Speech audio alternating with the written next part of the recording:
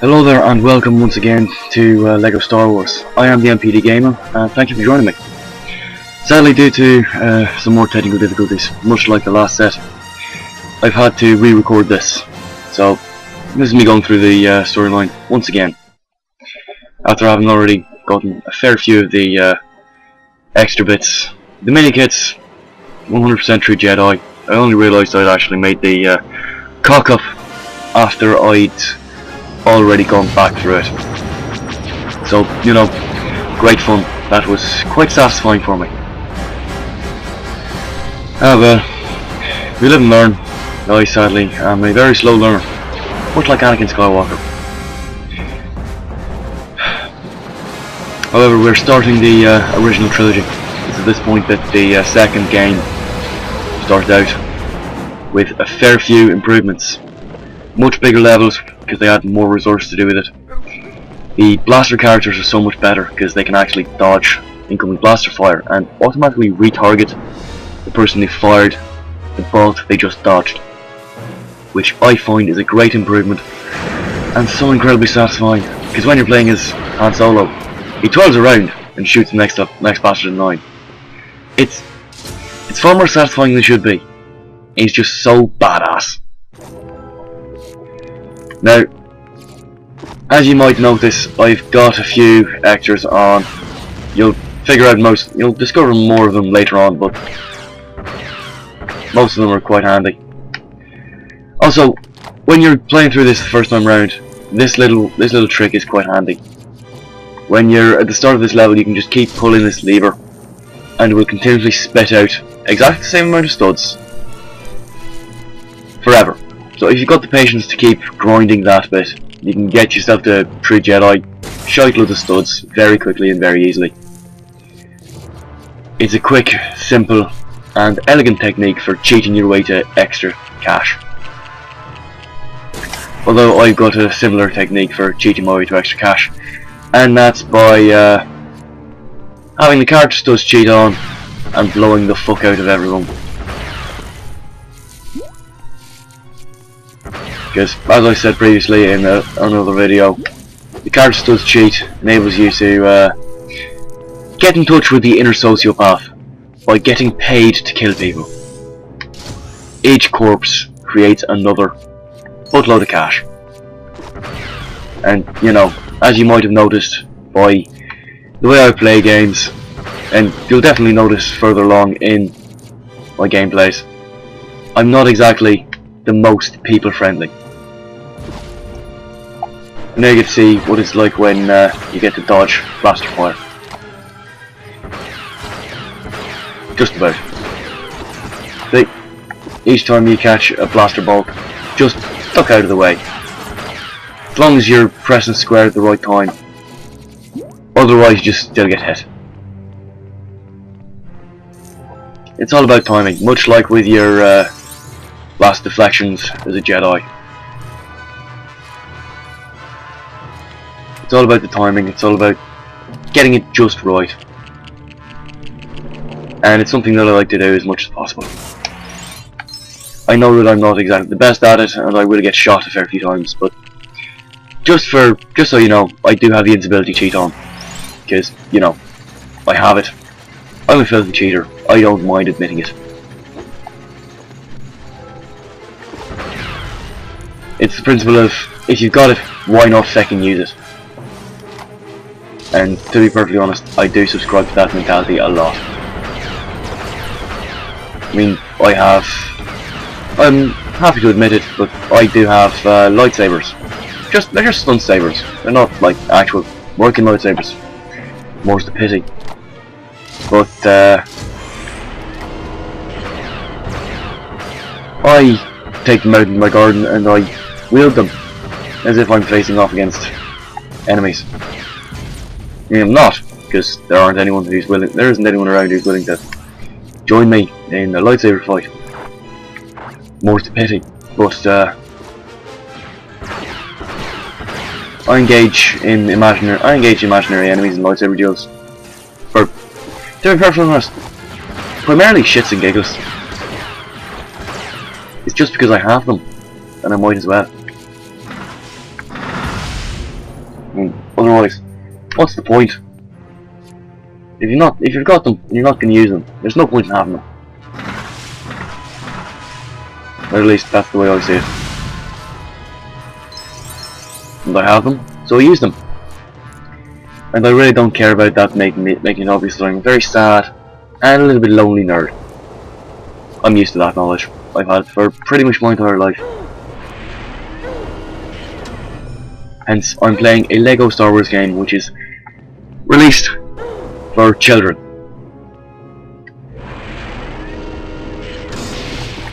I don't give a fuck what people think about it. It's fun for me, I enjoy it. So, you know, such is life.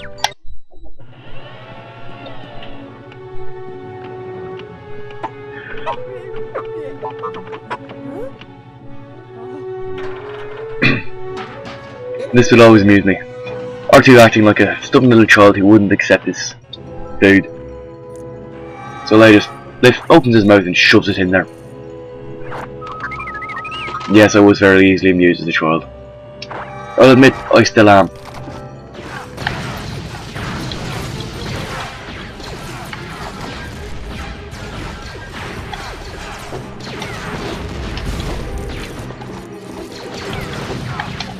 Fuck's sake, stop auto-targeting. Fuck it.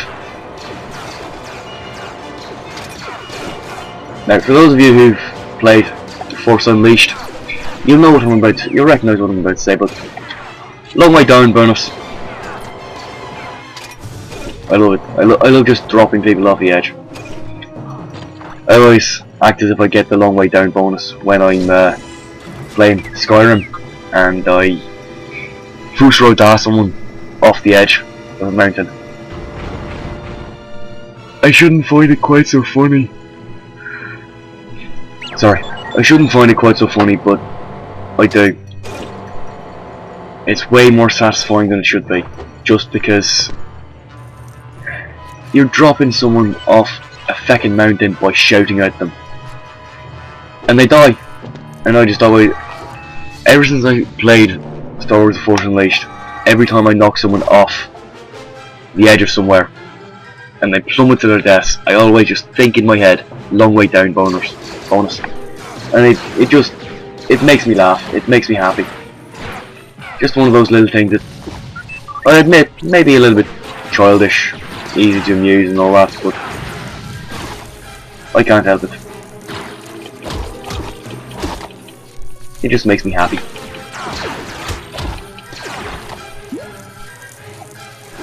Any more for any more? Nope. Come on then. Yeah, I got the invincibility cheat on. It's far too handy.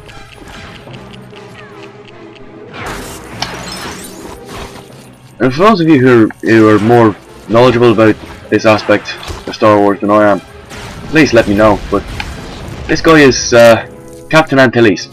Does anyone know if he's related to Wedge? Because if he is, that's quite funny. If he's not, take it.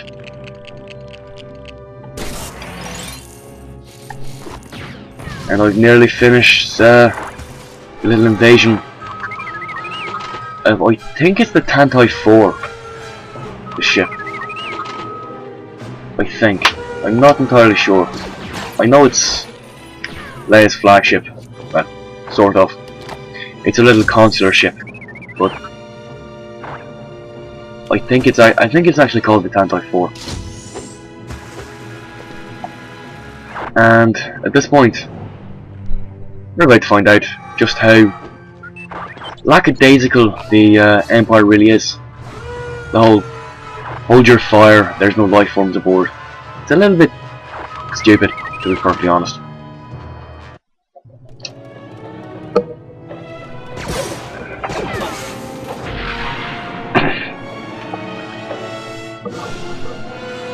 But down to Tatooine.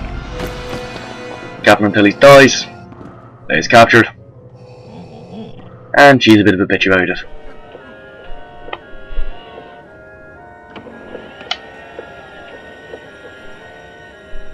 That was fun.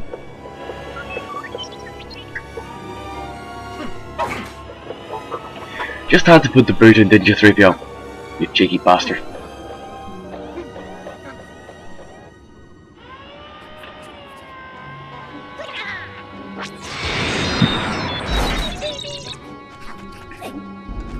I have to say the Jawas always pissed me off. Just because when you're on the next level you'll see why, probably. But they're just really, really annoying for me.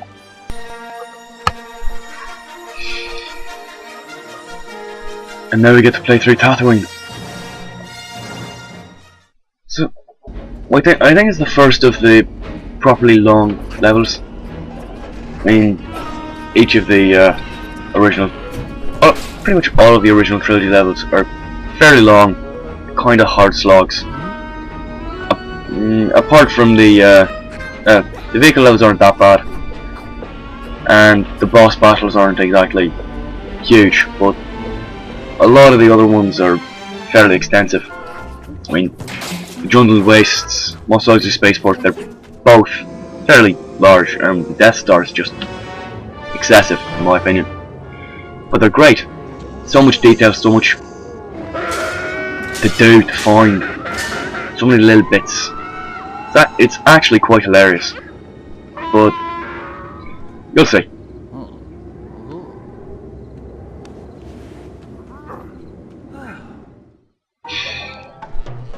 And here's where we first get to play as a Jedi in, well, the original trilogy.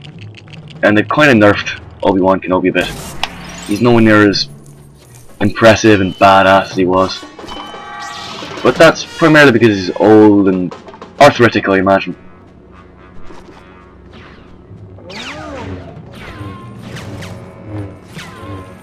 He's not quite up to snuff.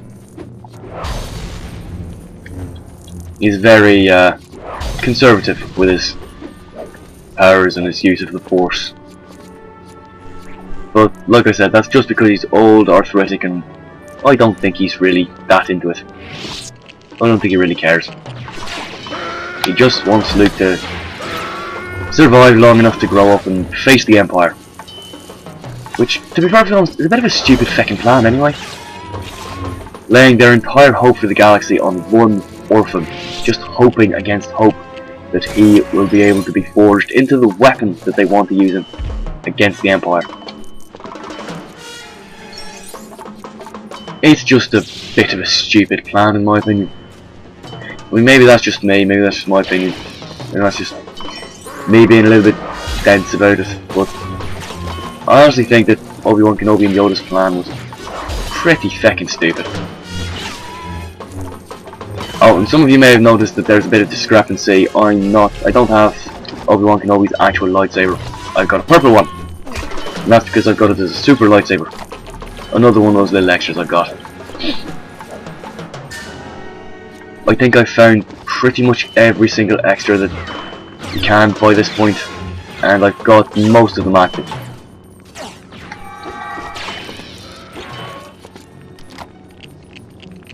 So, you know, I'm making this playthrough so much easier than it was the first time round. And it's just because, well, I have them. I'd already gone through this.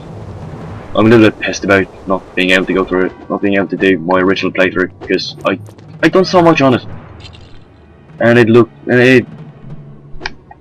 I'm going off what I previously said on my last playthrough. I'm not following my previous script. Although admittedly, as you may have noticed, there isn't really all that much script to what I'm saying. I kind of play this, well, I fly this like I imagine Luke did, by the seat of my pants, as they actually say a few times in the novels. And like Han Solo does. He's very instinctive.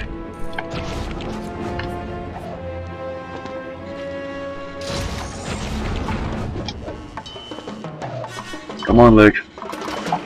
Get your arse in gear. Up you come. Thank you. So nice of you to join me.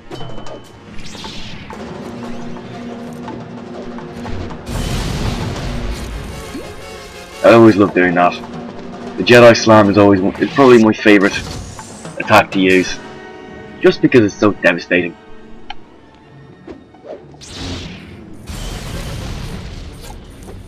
Especially when you got the super version available. Up we go, into the Sandcrawler. Now, you're about to find out why I was saying the Jawas are so feckin' annoying. Because if you just leave them be, and you've got to get your droids out, and you've got to use your droids. But those little pseudo blasters that the Jawas have are designed specifically for temporarily disabling droids. And when you've got to use your droids, they are incredibly frustrating because they just don't let you use them. They're just stopping you from using your droid when you want to, if they catch up to you. I'll demonstrate it just for the sake of showing you, but you'll quickly figure out why I get so pissed off about it. Because back when I first started playing this game, well, way back in the day, because now I feel old. When I first got this game, first started playing it, the Jawas kept catching me when I was using R2 or 3PO, just at this point. And I kept getting stopped, and I kept getting so pissed off because they just wouldn't leave me alone. I'll admit, I was very easy to, I still am very easy to piss off, to be perfectly honest. And I was a bit of a thick child. Still am a bit of a thick child, to be honest, but I'll show you what I mean. See?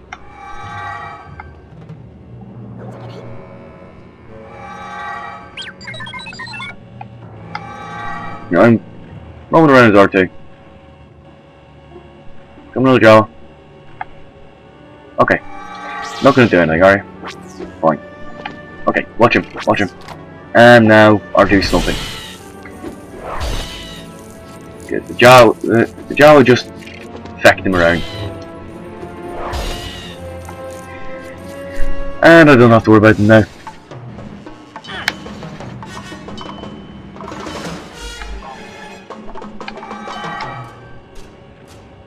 And up you come 3PO. Because for some reason, the builders of the Sandcrawler decided that each door needs to be opened by a droid. When these guys sell droids, they don't really use them much. Not for their own purposes, at least.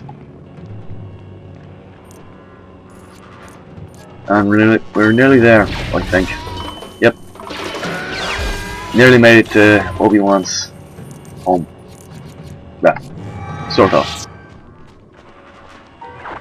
Still gotta get across the last of the jungle wastes.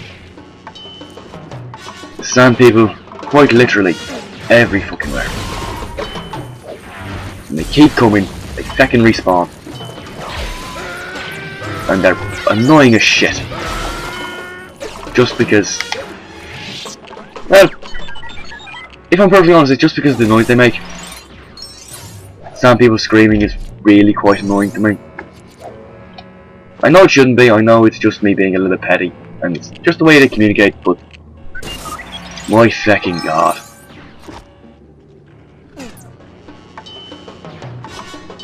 Are they annoying. The only thing that irritates me more than sand people's screams is how slow the protocol droids are.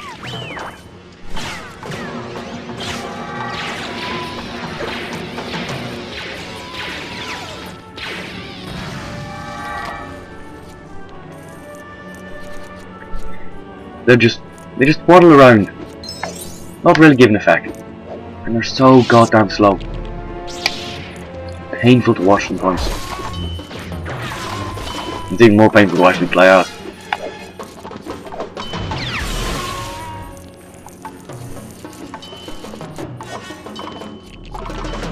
Oh, there you go. I have to say, I do still love the fact that the super lightsaber is a purple one. Because Mace Windu's, and Mace Windu is just absolute badass.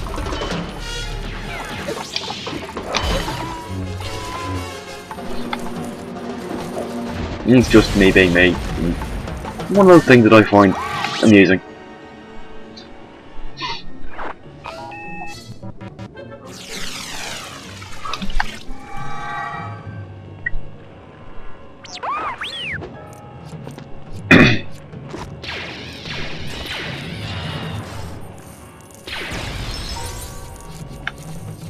Although I will quite happily admit that there are some bits about the Mace Windu characters. Well, the fact that Mace Windu was so badly owned by Anakin Skywalker did piss me off a bit. The movies will never earn my forgiveness for killing Samuel L. Jackson like that. Such an ignoble way to die. See, that's how you dodge. Well done, Luke. Don't understand why everyone would have such an awkward way of getting into this house, but I suppose personal security costs counted for something.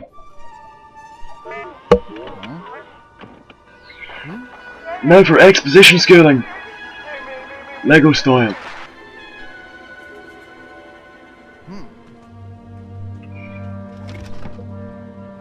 It's all complete horseshit, but it's still quite funny.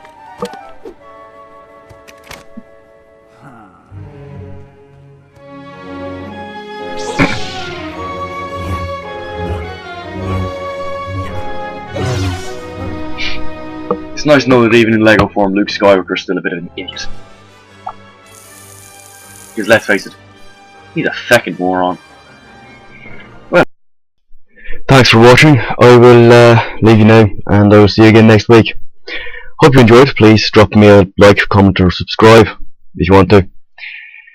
Sayonara, and I hope you all enjoy your lives. Mostly.